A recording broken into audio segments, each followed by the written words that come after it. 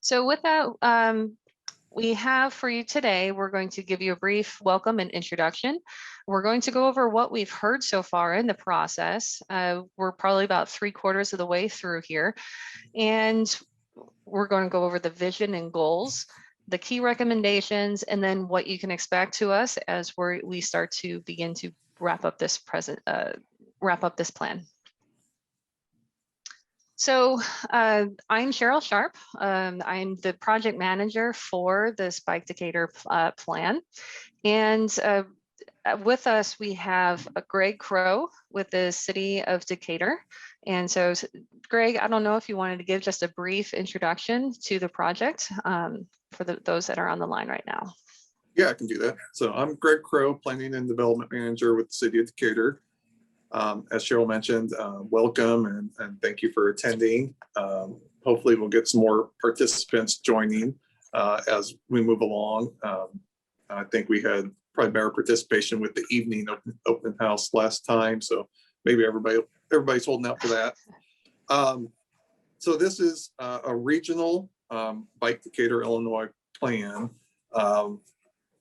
A regional plan hadn't been put together for our area for quite a few years. I think it's been over 20 years or so. It's something we've been looking to do for quite a while. We're lucky enough to have a couple of different grant funding sources to help the city and the region put this plan together. We got money from the state of Illinois through Illinois Department of Transportation for some grant dollars. And then also we are the Metro planning organization for the county, and we were able to use planning funds that's through federal and state allocations to fill in another part of grant dollars for the project.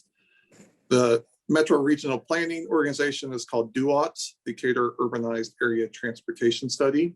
So it's a collaboration of governmental bodies in the metro region that look at transportation together. And obviously one of those transportation alternatives is biking.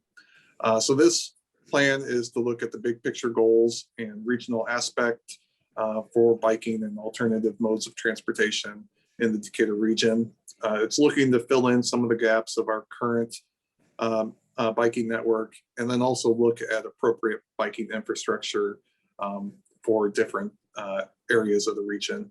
It's also looking at some policy recommendations for us governmental bodies to go back with. So we've had quite a bit of public participation throughout this process, throughout this plan, including we had bi-weekly meetings of the core team, which is made up of our DUOTS members, which includes City of Decatur, Decatur Park District, Village of Mount Zion, and the County of Macon. So we've been meeting with the team all along throughout this process and being heavily involved. We also had a steering committee of community representatives put together that had some meetings to go over big arching goals and policy recommendations. Also, the consultant team and the core team identified some key stakeholders that weren't necessarily part of that steering committee or core team, or were also part of that, but we wanted to talk to some other individuals who could provide some key insight into biking and alternative modes of transportation. And then finally, just for the general public, we've had a couple of alternatives for feedback. I think we've probably got the most interaction from our public website that was set up for the plan at bikedecaturil.com. We had a community survey on that site that we had open for a couple months. And then we've also had an interactive map in which people can make recommendations for how to improve our biking network. The consultant team is going to go over that map later on too, because we still have some opportunities to provide some engagement through that.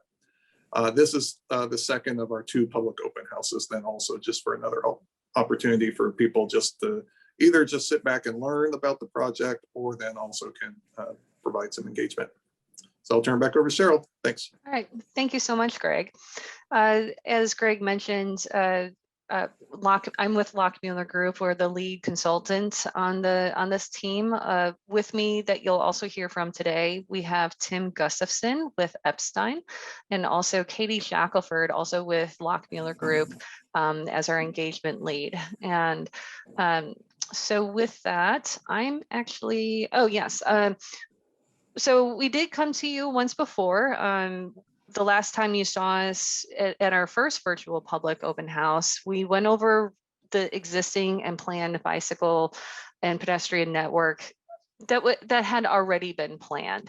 And basically it was really a data dump of, hey, this is what we're seeing in the region. This is your existing conditions. You know, what else should we know about Decatur as we embark on this process? And there was we found that there was already almost 21 miles of existing off-road trails and another 3.5 miles already planned for off-road.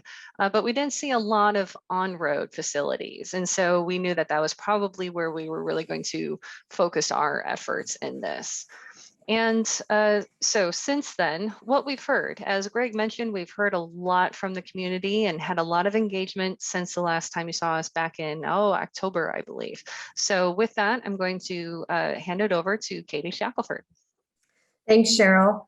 As Cheryl mentioned, and Greg also mentioned, we've had a robust effort here with community engagement. We want to make sure that this plan reflects and provides resources for all the members of the biking community in the Decatur region. So we had a number of opportunities to engage the public. One of those, we wanted to share with you the results of some of the things we learned. We had a community survey that went live in November, and we kept it open until February 12th. So it was open for a couple of months, actually. In total, we had over nearly 200 people participate, which was a great turnout. And we learned a lot from that survey. A couple of the biggest things we learned was that road safety and driver behavior was the biggest concern and kind of the biggest barrier to getting people out on the road and biking. The biggest desire was more paths and trails, things that you already had, but you seem to enjoy a lot. And one of the things that we identified was that people feel most safe biking in their own neighborhood. So that we recognize through this that though people are comfortable biking in and around where they live, getting them to and from destinations is a real challenge in Decatur. We did ask, what are your primary destinations when you ride your bike? And that was not as surprising as you might think, but really eye-opening for us, that the people of Decatur that are currently biking are using it for health and exercise and also for recreation. So as we move forward, we want to make sure we provide resources for those groups, but we also want to look at the other categories where you see opportunities for people to bike, to go shopping, to go to school, to commute for work. Those are the things that we want to see as we move forward and implement this plan, that we see those numbers increase and more members of the public feel comfortable doing that on a regular basis. Next slide. Great. In addition to that public survey, we also shared with you an opportunity to engage on an interactive map.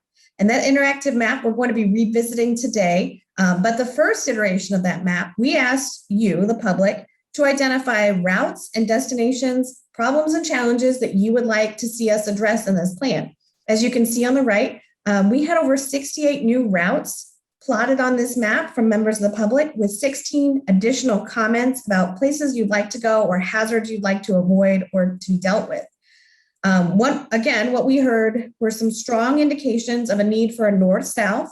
As you see, there's a number of north-south lines drawn on the map through the center of downtown, connecting, so north-south and east-west connections to bridge the community and the neighborhoods that have been identified. In addition, making sure that there's good access to downtown and through it to all the amenities that are in and around the community. Of course, we heard lots of talk about the loop around the lake, a big project that is somewhat partially underway, and we want to make sure we carry that forward. And then there was an additional need to connect to jobs and schools. If you see in that northeast segment of the city of Decatur, there's a community college and lots of manufacturing jobs kind of clustered in an area, but there was no access to safe biking routes. And so that came up in a number of comments. And we also heard about, the lake, even though it's a main asset, it also is a very big barrier. Crossing the lake is scary and sometimes dangerous. And so how can we address those challenges to making it easier to connect the communities of Decatur and the people on both sides of the lake to the parks and amenities that are so well loved by the community. And then next slide. And then in addition to those resources, we did, as mentioned, provided a lunch and learn presentation. So we went beyond just asking the public, but we wanted to educate local leaders about what good bike design looks like. So on January 19th, we had 23 professionals participate. And with those professionals, we shared what are the innovative bike facilities that are out there? What are ways to get more people on the road? And you can see in that bottom picture that Tim was our fearless leader, teaching us all the how-tos and ins and outs of bike planning.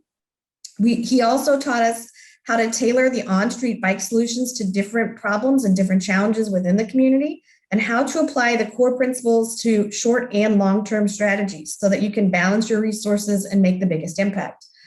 We also had a really great discussion about the appropriate context for different types of facilities and what makes a person feel safe on the road. And then finally, in addition to all these really public facing, we did some one-on-one stakeholder meetings. And those we found very informative as we were looking to how do we support and implement this plan in the future? And what are we hearing from different agencies about their resources and their concerns about biking for their constituents, for their clients, and for the, in some cases, the students that attend their schools. So those were scheduled from November to February. And in total, we met with 11 different agencies and a total of 25 different people. And what we heard was, one, an incredible support for the Park District. So bravo to the Park District for all the work that they've been doing. It's definitely resonated with the community. And that also presented an opportunity for partnership and collaboration with the strong work that's already underway. We also had some discussions about how to address equity and inclusion within the region. There were some common barriers and challenges of just where the routes are going, what kind of resources people need, and where are the opportunities that we can identify to serve those needs. And then one thing that I just want to point out, among all the people that we met with, there was this true and meaningful enthusiasm for making the region more bike friendly. And that's something that we hope to reflect in the plan, and something that I think makes your plan incredibly special, that there is just a strong willpower here to make the region a more bike friendly place. And all these partners are willing to come together in some way, shape, or form to make that happen. So now I'm going to turn it back over to Cheryl, and she's going to talk to you about our vision and goals. Thanks, Katie. And so with any plan, we really want, there's a process here. You have an overall vision of what the plan wants to achieve. And then for that, underneath that, you then establish goals to try and expand on that vision statement. Objectives really look at defining focused, measurable outcomes of those goals, strategies to try and achieve those objectives, and then performance measures, really tracking the progress and how that plan is being implemented. Are you achieving your goals or not, or does anything need to be adjusted along the way? So we're just going to stick with the vision and goals on this one. And so the final vision statement is over on the left. This was vetted by the core team, presented to the steering committee, and it reads, Bike Decatur will help guide investments in expanding and connecting our existing trail systems together with complete streets improvements to increase access to outdoor recreation, business investment and growth, and provide the Decatur region with the excellent quality of life we deserve. By connecting our neighborhoods, our nationally recognized park system, and other destinations for outdoor recreation, DUOTS and its member agencies will improve opportunities for residents and visitors of all ages, incomes, and abilities, affording increased transportation choice and freedom. And so the goals that were identified, we really looked at this vision statement and pulled out various tidbits of it. So we're going to focus on there was a goal on safety, trying to make sure that this network that does come out of this process and be implemented is as safe as possible. Because if you don't have a safe network, you're not really going to see the ridership increase out there. We want a well-connected network. So we have a goal of connectivity, really connecting your residents to those destinations so they have places that they can feel safe riding outside of their neighborhoods. We're looking at this with a goal of equity. We want to improve opportunities for all ages, incomes, and abilities.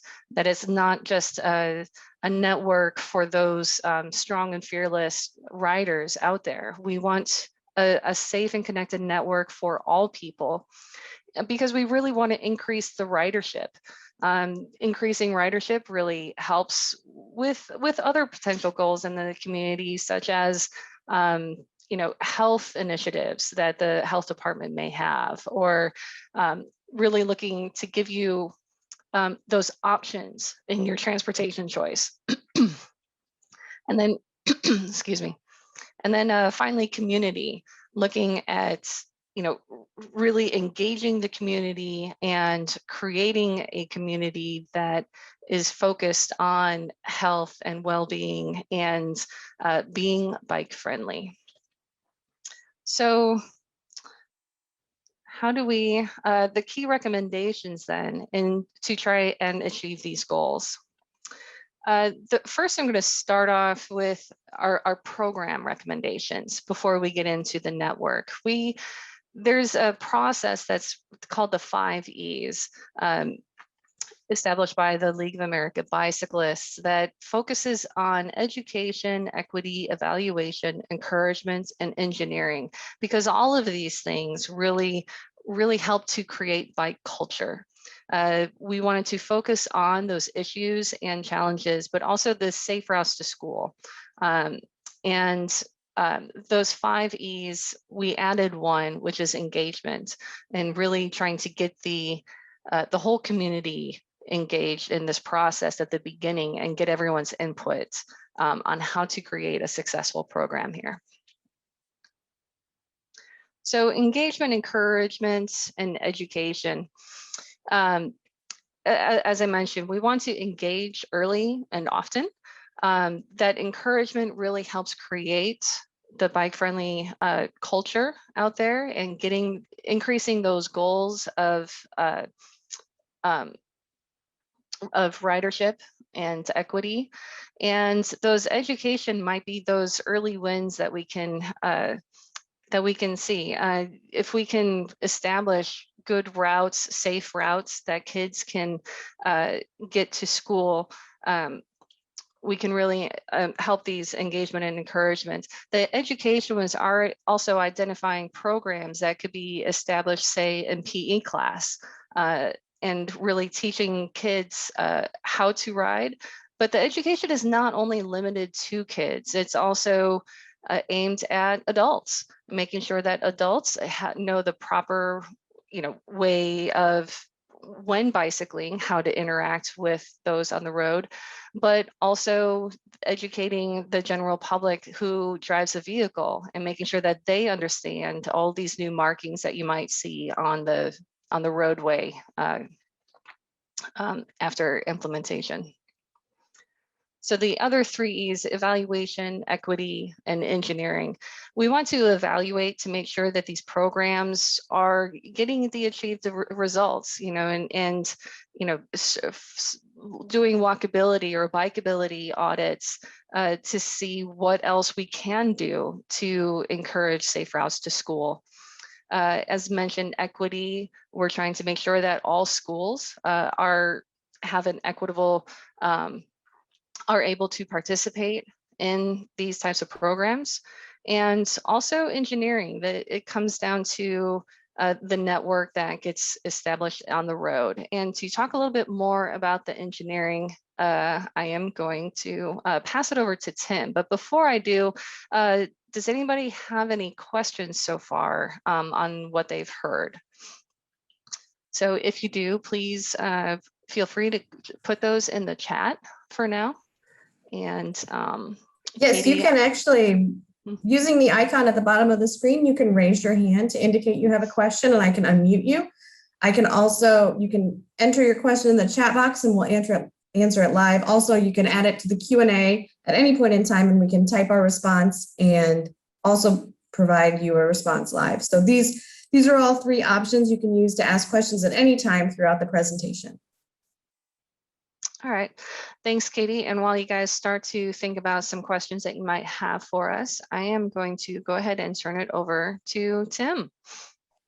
Thank you, Cheryl, and good afternoon, everybody. And as Cheryl mentioned, one of those E's is engineering, and I'm sure that is of particular interest to most of you.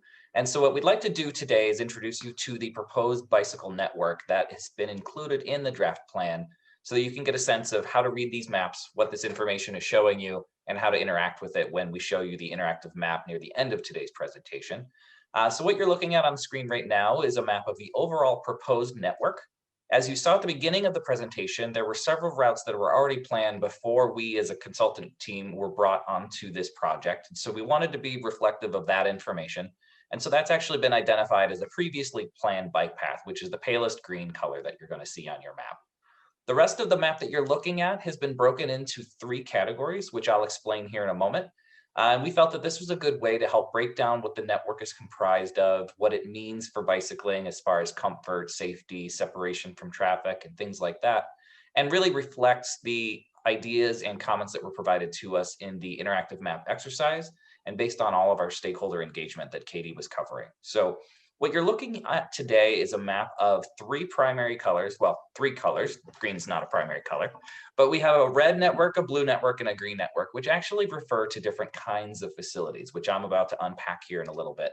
And when we were approaching the network, we wanted to validate and verify the comments that we received during our engagement, and then also adhere to a philosophy that we were kind of describing as provide access to within a quarter mile to something, to every resident within the county, and then provide access to something good within a half mile to 1 mile of every resident, and then provide access to something great within 3 miles. And so that actually breaks down the colors that we're seeing here, which correspond with shared roadway facilities or a facility of some kind, where you're actually able to share the roadway with motorists, and there's guidance, pavement markings, and things of that nature to help identify where a bicyclist will be located.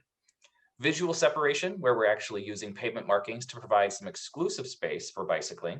The most common example of this is, your typical bike lane. And then physical separation is what we're most familiar with when it comes to trails, but we also have the ability to do physical separation within the roadway itself or within the roadway's right of way. So I'll talk about that in just a moment when we get into each of these individual maps. So next slide, please. So when we made the recommendations, one of the things we also heard was that it'll be really important to communicate what these facilities might look like. And when we were giving the design training back in January, we referred to a particular guide that the Federal Highway Administration put together that does a really good job of illustrating what these facilities might look like. And these images are taken from the FHWA's Small Town and Rural Multimodal Networks Guide, which I believe does a pretty good job at illustrating these for the context that's not just for big cities. These are great examples that can be implemented in towns as few as 500 people or even 30 people, all the way up to cities over 1 million. And so what you see here are some examples of what you're going to see later, showing what a physical separation or the form of a protected bike lane might look like, where it's separated from the roadway. Side paths, which we're familiar with, are when trails are located within the right of way of another road. Visual separation, like the bike lane I mentioned. And then I'll get into advisory bike lanes, which you can see in the lower right, which is a form of shared roadway when you don't have enough space for a bike lane, but you still want to provide better guidance for how to share the roadway and where a bicyclist might be most comfortable locating as it relates to other motor vehicle users and roadway users. So that's kind of an overview of the facility types. So now let's get into the actual facilities themselves. So one of the things we're also showing is there's a strategy by which these facilities can be incorporated into the roadway network without necessarily needing to widen a roadway to provide room for bike lanes. So the example you see here is a form of physical separation where we are illustrating how you can take a 4-lane roadway, and if it doesn't need to be 4 lanes, what you can do with 2 of those lanes to provide a separated one-way cycle track. So this is a form of physical separation where we reconfigure the existing roadway. Notice how the curbs don't change from the top image to the bottom. And with that space that we've reclaimed from automobile travel, we've reorganized the roadway in such a way so as to provide a physical barrier between the roadway and then a separated bike lane, or a cycle track is what's known here. So this is an example of the green network, which consists of a few different types of facilities that are going to show you here on the next slide. Oh, actually, before we do that, here's another example of how a side path can be incorporated within the roadway by reconfiguring the roadway lanes themselves, narrowing one of the curbs by pulling it inward, and then reconfiguring that space to provide room for a side path. So these are two examples of physical separation, so you can see how a roadway might be reconfigured to either provide a separated bike lane or a side path, which is more akin to the trail network that we're most familiar with. And so now we'll show you what that network looks like on the next map. So as I mentioned, the overall map shows red, blue, and green. This is a focus map that is just highlighting the green facilities, of which there are a few different kinds, which I'll read out here in the legend. So as you can see, physically separated facilities may include all of the previously planned bike paths that the city and the park district have been working on, the existing trail network that's out there shown in the solid light green, and then our dark green facilities include one-way separated cycle track, which is where there's one bike lane in each direction on each side of the street, a separated two-way cycle track where we've done something slightly different and we put both directions of bike lanes on one side of the street and all the rest of the roadway is separated from it. And then we have our shared use paths, the most commonly understood trails. And then, as I mentioned, side paths, which is a form of a shared use path that's located along a roadway. So as you can see here, it's a pretty robust network that's being recommended of physical separation. And again, we tried to adhere to the philosophy of making sure that this network is pretty well distributed so that everybody has reasonable access to a high quality, physically separated facility in the overall proposed plan. So that's a little bit about the physically separated network. Now I'd like to move on to the visual separated. So if you think of this as a step down from the ideal, there's lots of roadways where visual separation might be appropriate enough to provide that typical comfort and a place to ride for bicyclists. So in this example, we did the same thing that we showed on the green example, where we took an existing roadway that we see as a 70-foot right-of-way, and we reconfigured that 4-lane roadway to what's known as a 3-lane roadway, where you've got one travel lane in each direction, a center left turn lane, and with that leftover space that we've reclaimed for automobile use, we've then been able to assign a buffer and put a bike lane in each direction on each side of the roadway, running in the same direction as traffic. So this is an example of a proposed visual separation that you're going to see here on the next map. And so this is the visually separated network. Notice we still have our red and our green shown, but they've been kind of pushed to the background. And this highlights our visual separated facilities, of which there are two kinds. The first is the buffered bike lane, as I showed you on the previous slide, where there's actually a buffer between the travel lane and the bike lane. And this is a great way to just give additional separation to make sure that trucks, buses, heavy vehicles have far enough separation over from bicyclists. And if you're familiar with our 3-foot passing law in Illinois, this helps to ensure that that 3 feet of passing space is provided by design, rather than asking someone to guess what that might look like. And then the second example. Sorry, didn't mean to interrupt. Go ahead. We have a question from the public, and I thought you might be able to answer it while we're showing it on the screen. Oh, okay. Let's go ahead and answer that question then. So Chuck actually posted, it's difficult to see the actual streets, but it appears you are not recommending a path up and down 51, but moved over to other north-south streets. Chuck, I believe you are correct. Because of its nature, there are a couple of streets that run parallel to that US 51 that we think make a better pair, but correct me if I am wrong for those of you who can zoom in on it. It's it's on there. It's that light green dashed line. It's showing up yes. proposed. Yeah, that's so that's already... along Franklin and Water Street, 51 North. Yeah, I remember now. So Chuck, yeah, to answer your question, that was a previously planned facility, which is why it's shown in that pale dashed green. So that was already incorporated into this map. Excellent question.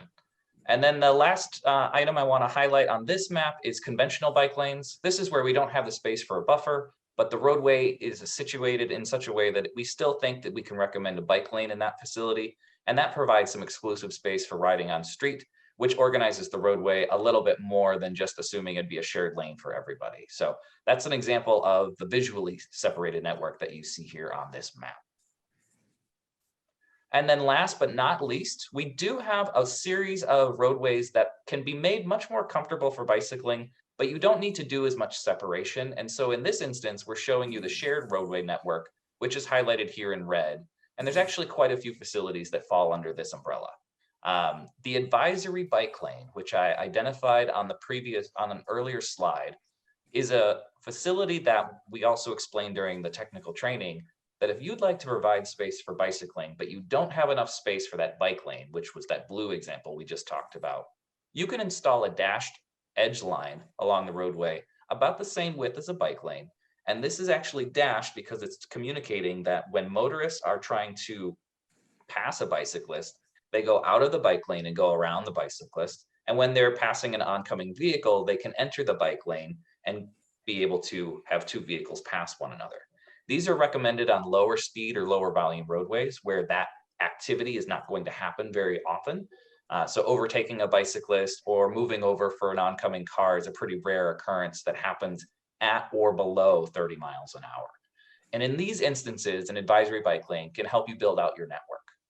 The rest of the facilities shown on here include a bike boulevard, which is a type of roadway that doesn't necessarily have any one specific design treatment, but instead is given a series of traffic calming improvements that make it a priority route for bicycling without turning it into a racetrack for motorists. So in this instance, you'll see pavement markings, you'll see traffic calming, curb extensions, things of that nature that help to make it a slow and low volume roadway so that everyone feels comfortable sharing that space. And then the last two facilities that I wanted to highlight are the marked shared lanes. Many of you may have seen these and they've been colloquially referred to as sharrows or shared lane markings. This is when you've got the double chevron with the bike symbol showing approximately where on the roadway bicyclists should position themselves and a reminder to motorists that bicyclists will be present. And then finally, a signed bike route is one where there's no pavement marking proposed specifically, but rather guiding signage to let people know that this is a good roadway for bicycling and here's how to get to key destinations. So that's the overview of the red, blue, and green network. I'd like to see if any other questions have come in since I've proposed that. But as we're waiting for that, it looks like we did get one more. Can you go over the path to the new water park in Nelson Park? Yes, Chuck, we will be able to go into that in more detail. And I think the best time to do that is when we show you the interactive map, which will actually allow you to zoom all the way into these specific details, because that is one that we've discussed at length. And we'd be happy to go into more detail when we get to that map, because we'll be able to zoom in and give you that detail that you're looking for.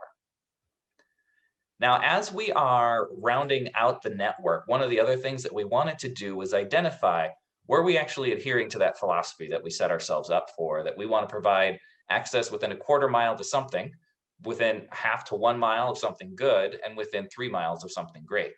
So as you can see on the left in yellow, if we draw a buffer of that 3 miles around our trail network, and we see how much of the county that covers, we found that we were reaching about 66% of households with that existing and already planned trail network. If you contrast that with the purple image on the right, if we did the same thing based on the full build out of the proposed network, this includes trails, visual separation, and shared lanes, we're covering about 83% of households within the county. So as it stands, we're reaching a lot more of the county with this proposed network. Not fully 100%. I think sometimes there are challenges associated with that, but we wanted to give you kind of a framework for reviewing this network and reviewing the proposed plan as it relates to coverage, comfort, accessibility, and that will be the lens through which we certainly welcome ideas and comments based on your thoughts. So with that, I'm going to give it back over to Cheryl and see if there's any questions that have come up. And as I mentioned, Chuck, we will go into more detail on the one that you just brought up, but are there any others at this time?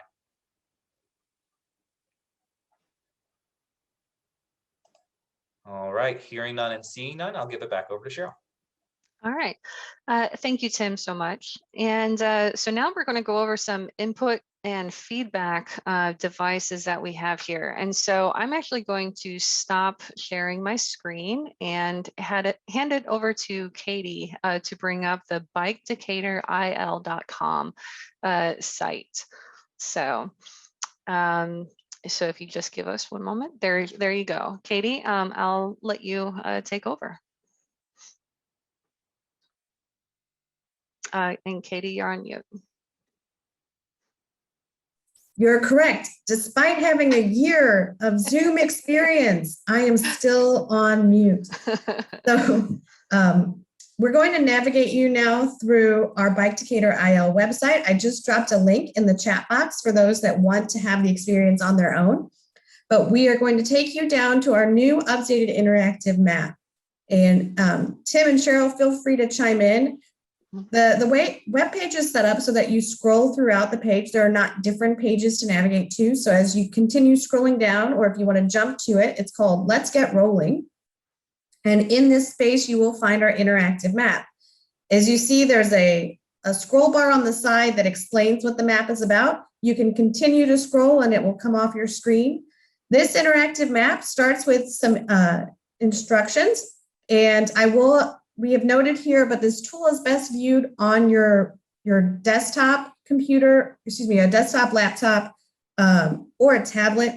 It is not ideal to use this tool on a phone, as you'll probably only see mostly the list of paths on the right. So we encourage you to really use that.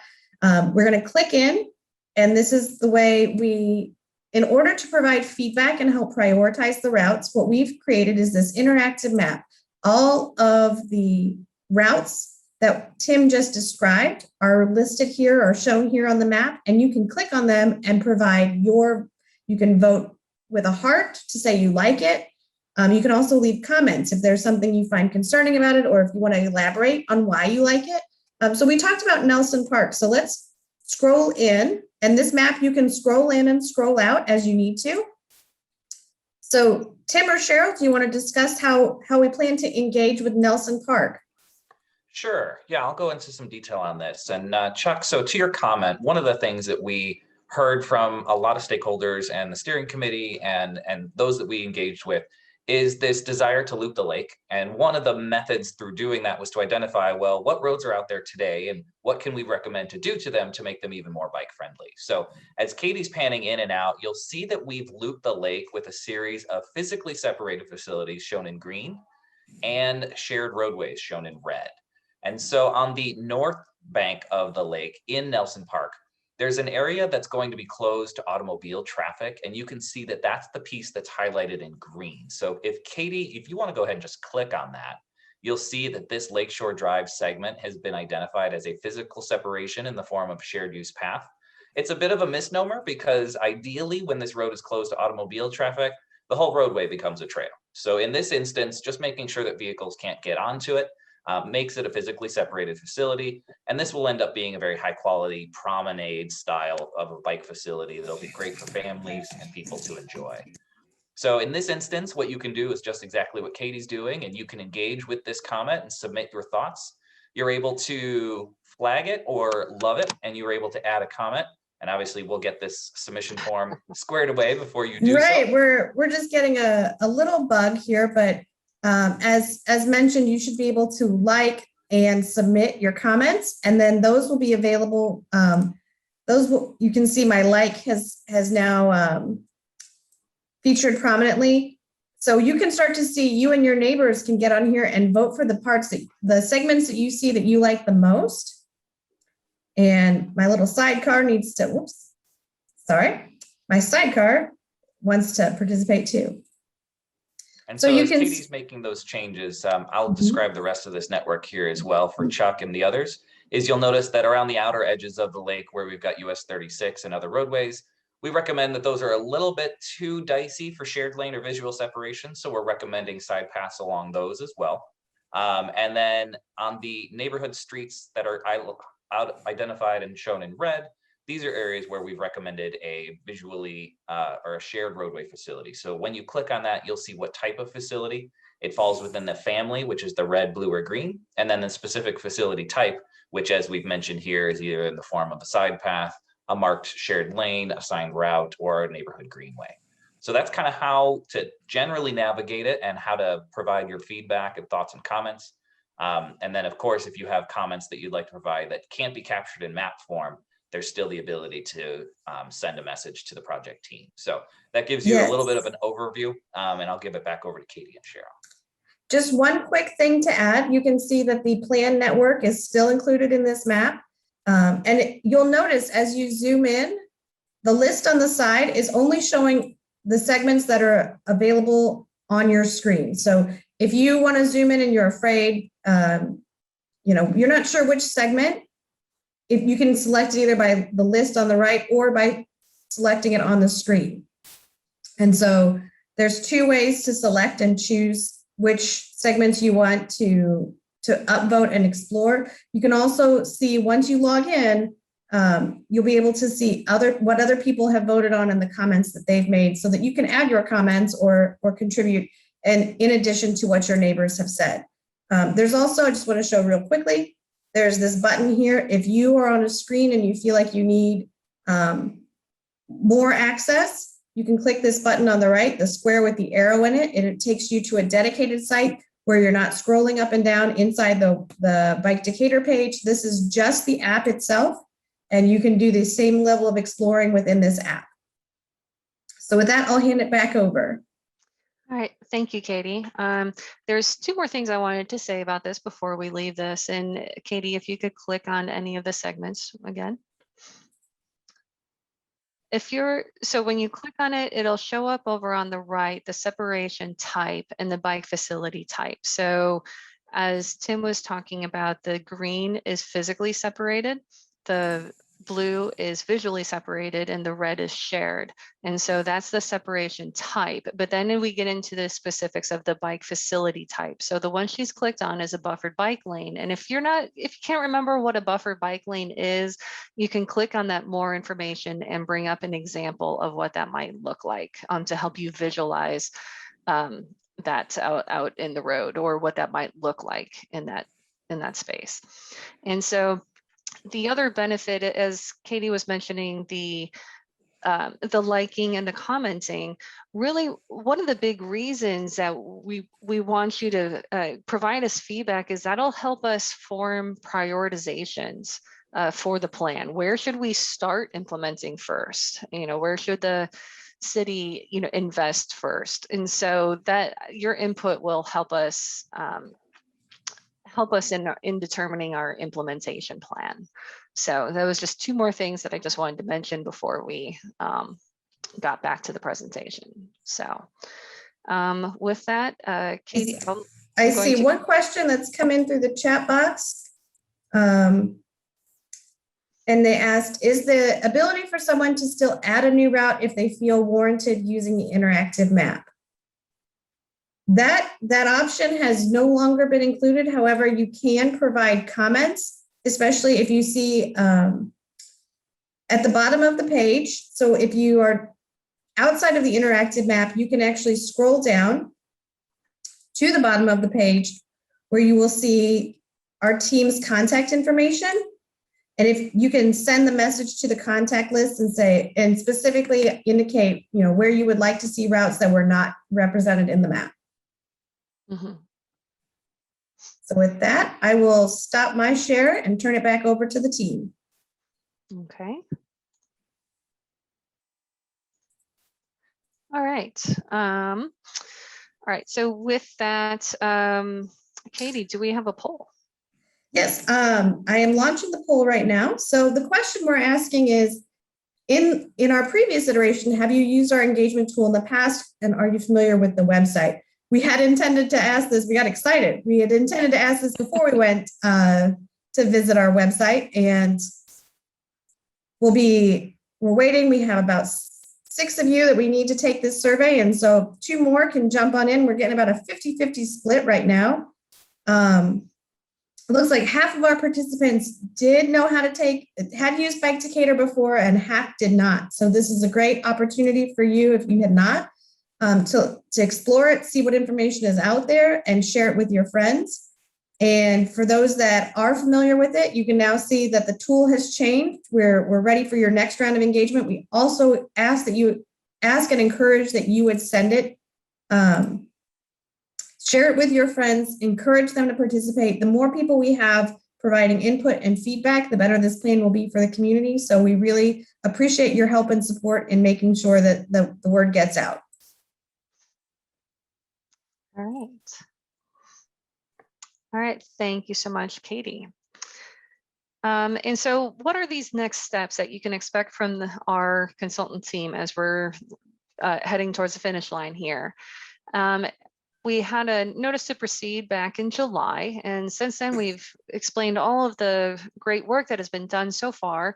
And so we're really looking to wrap up our key recommendations right now, and we have begun drafting the plan at this point.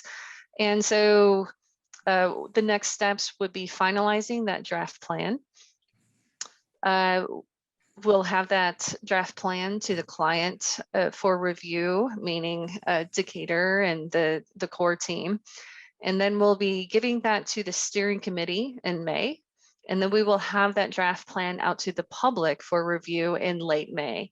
And then we'll be looking to adopt the plan after we receive all those comments and incorporating those comments into the plan. And then hopefully we'll be able to get out and implement. So, so with that, that really wraps up our presentation for today. If you have any questions, here, is our some of our contact information. Please use our website or reach out if you have anything else any concerns or questions.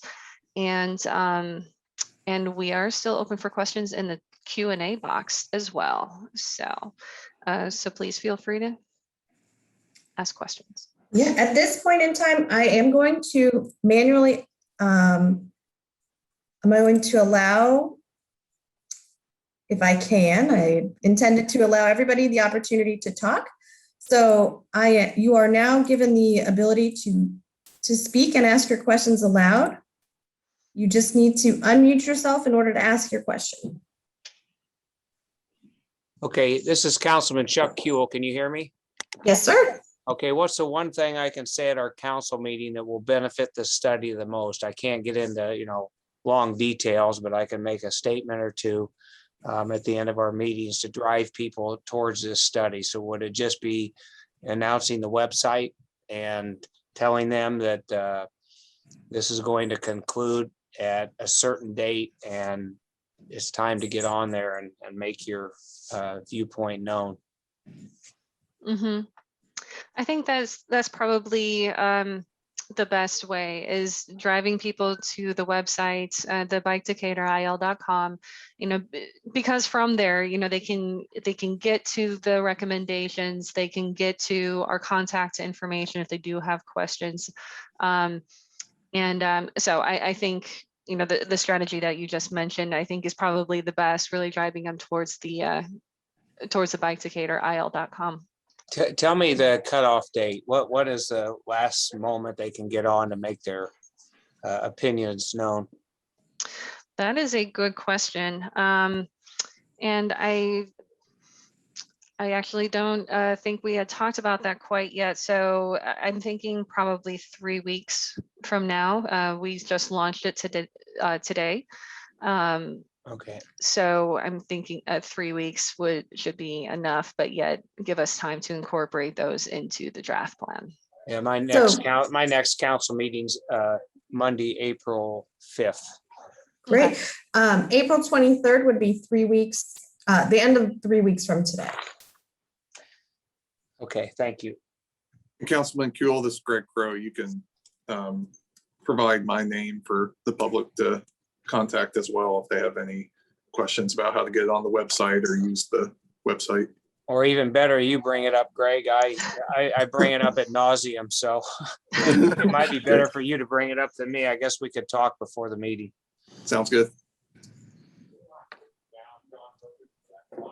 I noticed Mr. Marin, I hope I'm pronouncing that correctly. Yeah. You have unmuted yourself. Do you have a question? I didn't have a question. My name, my name is Mike. I love bike riding, and I use the trails, and I also ride through Decatur, and I try to ride to work. I work at ADM, and I live in Forsyth, so I've ridden a lot of the routes through the city over the years, and so this is awesome. When I visited other cities and towns like Champaign, Illinois, or down in Texas or, you know, wherever I've traveled, I see these nice bike, even New York City, you know, bike lanes and things. And I'm like, man, we really need this in Decatur. And so, because you know, I ride, I know that every time I go out, there's a safety issue. I try to be really careful.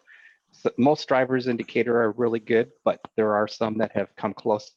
And so this is awesome. I'm just a big proponent, and I will definitely get on the website and give you my opinions. But yeah, I'm a proponent of anything that we can do in Decatur to improve bike safety and access is awesome. Well, thank you so much for those comments. We really appreciate that. And if you could, you know, we would appreciate if you, you know, continue to spread our website to all of your, you know, friends, family, you know, whoever else might Yes, I will. be interested in commenting as well. Thank you. Yes, we always appreciate the bike evangelists. Yeah. Preaching the good word. Well, I got to believe I mean, one of my friends that I used to ride to work with just retired and moved out of Decatur, but there's got to be a lot of bicyclists that I see riding that maybe don't know about this. So, because I didn't know that you were working on this until I saw it just in the last couple of weeks on the Herald and Review, I think is where I saw it. But anyway, yeah, I'm pretty excited because I've always wondered if people in Decatur realize that we really don't have very many, you know, places to ride that are safe to get across town. And so we do have a few places, but yeah, I'm hoping that that will over the years that will be rectified. Okay. Wonderful. I am going to see, I see Want TV has joined us, and anything that your viewers would like to know about the study or that we can answer here before you share it on local television.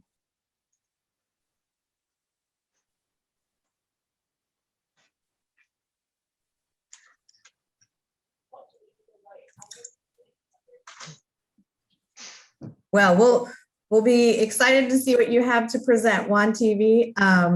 Thanks for joining us today. It's WAND. No, we don't pronounce it wand. No. I thought it would be very exciting. Like, Yeah. WAND, you're also welcome to ask questions. I'm not that far from it. All right. Okay. Well, seeing no more questions. Yeah, I think we'll go ahead and wrap it up for today. So thank you so much. We do have an evening presentation. If you know of people who are not able to attend at this noon session, the Eventbrite sign up is still live for that one. So, and that begins at 6:30 tonight. So hope to see you all there or to see your comments on our interactive map. And thank you for your time today. We really appreciate it. Have a wonderful day. Thanks.